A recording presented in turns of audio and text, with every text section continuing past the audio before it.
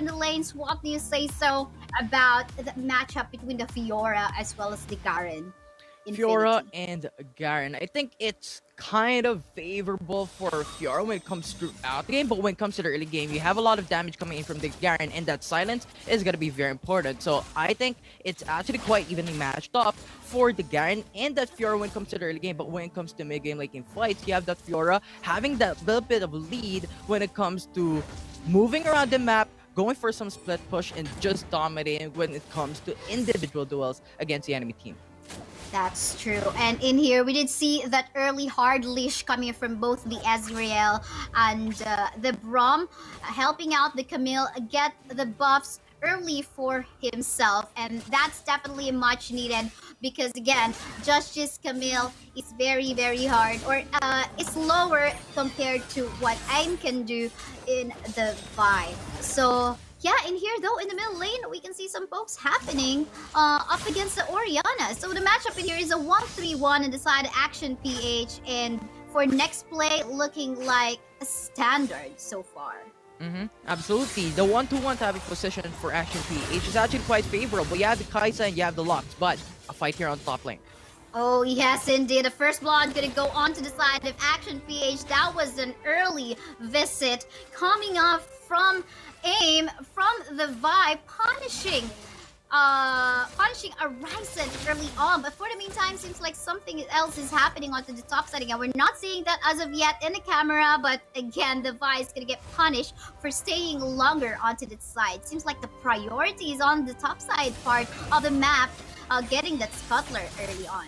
Absolutely. I like your active response here from Nexplay Esports. They see in Ashen PH, goes for a 1v1 setup with Kaiser Lux staying into the mid lane. Braum now went in for the early response, with Ezreal actually being left behind into the Dragon lane. Though into the mid lane, we're gonna have another fight as Joshi took a little bit of damage. Yes, the Blight Binding will connect. Concussive blows trying to be put up onto the table. We'll see if that will happen. So more fights happening in here in the middle lane. Ooh, a flash coming from Disaster. Not going to be sustaining the massive amount of AP damage coming from both the Lux and the Ziggs. Will this be another kill? Going into the side of Action PH. No, they have to back away a little bit. Just in here, we can see that Hextech ultimatum connecting onto some members. And of course in here as well, some damage coming in from more from the side of Nexplay Esports. But a trade so far will happen with the lead going onto the side of Action PH. Man, that was quite a massive amount of exchanges just within the 2-minute game time.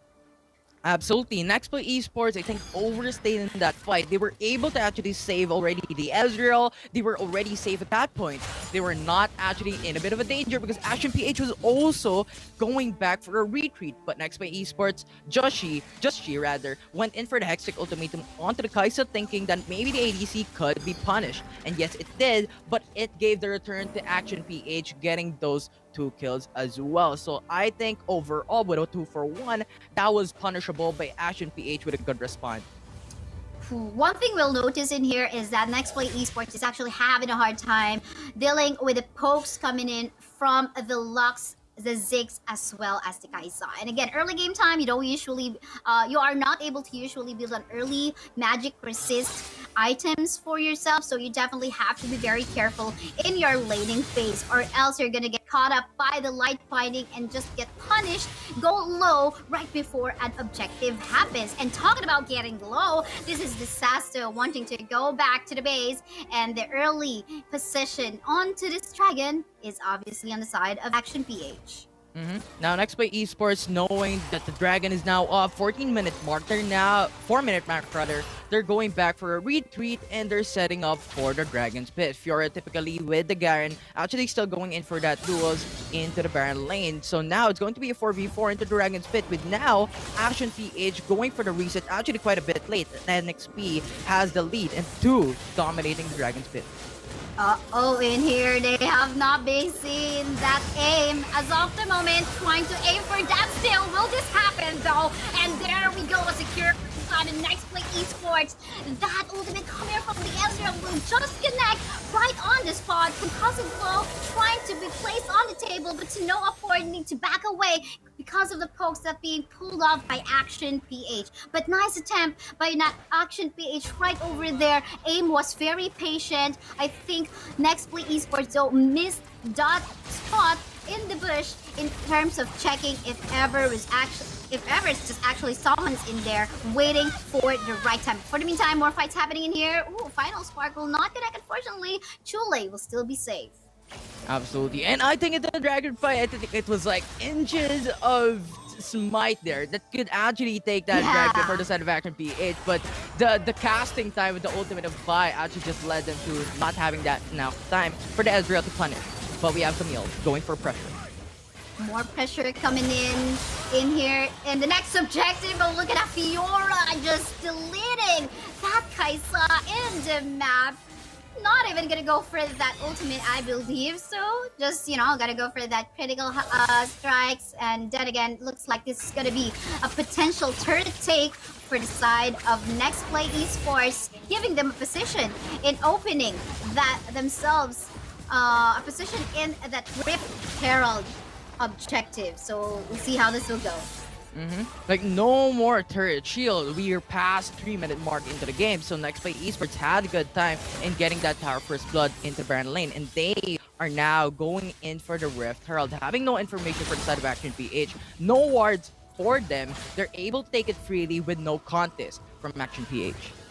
Joshi already getting the Triforce for himself and definitely gonna give him some damage and of course a balance in terms of having some bits of sustain as well. No turrets has fallen down on the side of Nexplay Esports as of yet, but okay, I wanted to take a look at if someone actually has the Shadow Enchant for himself, but Fiora also gonna go for the first item, Triforce. So I see that's the reason why he was actually able to delete the Kaisa just with a matter of few seconds.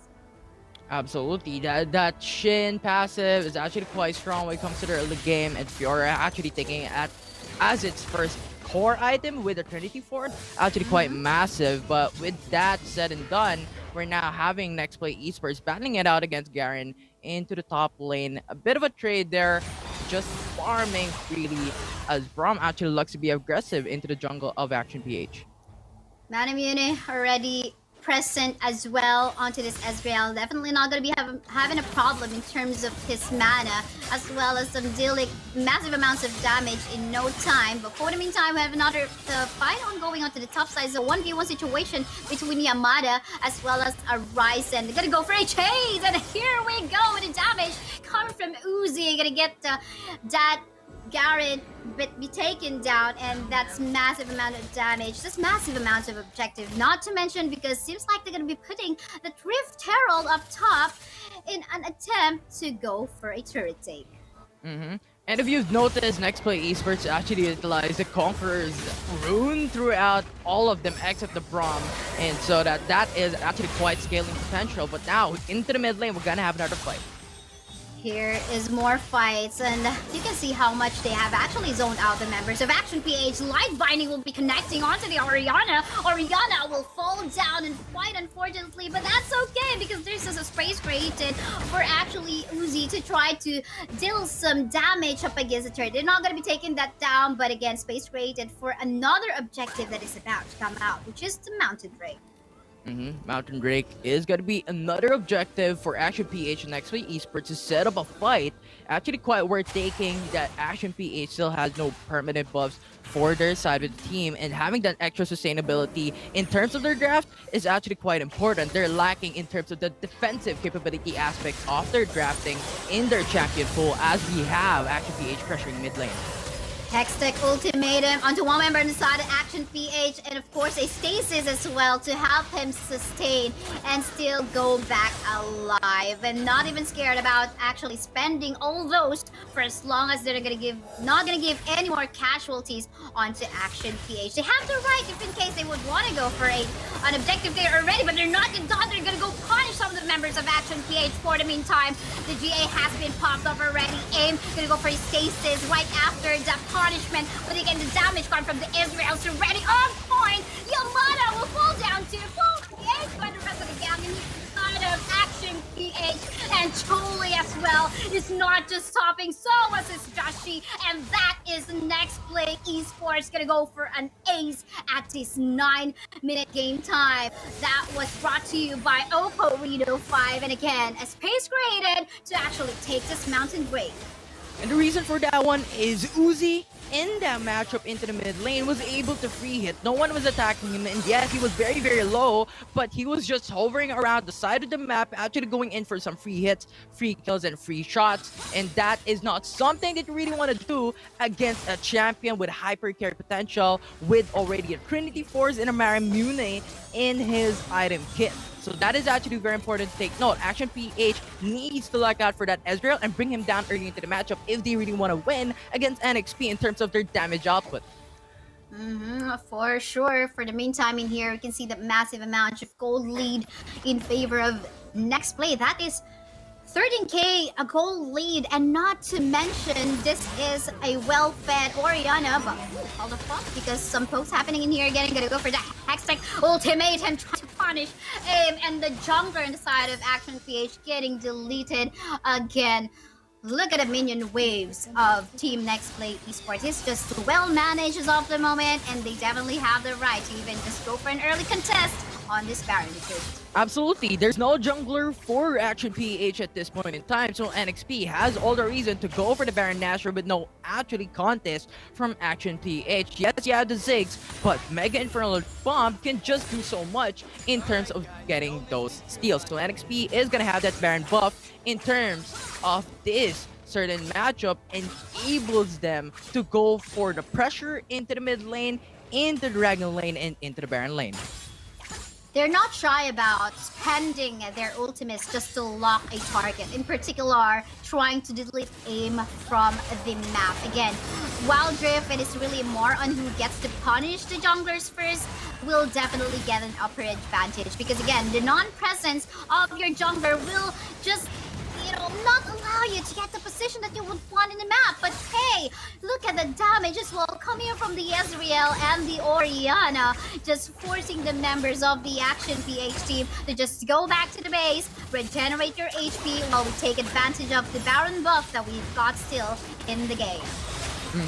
It's now NXP is just utilizing Baron buff very, very well, going in for some pressures in every single lanes. Action PH is now thinking, what are we gonna prioritize at this point in time? Each of our lane is gonna be pressured. Oh man, and look at that zone space. Everything is just so created for the damage dealers on the side of Nexplay Esports. Fiora, though, will suffer from that Garen onto the bottom lane part of the map, as he was actually in between the turrets as well as the Nexus. So here we go. Let's see what else will happen in here. It's just I think this is Nexplay Esports capitalizing the Baron buff just to take down all of the turrets and actually all of the members. This is another Team Ace.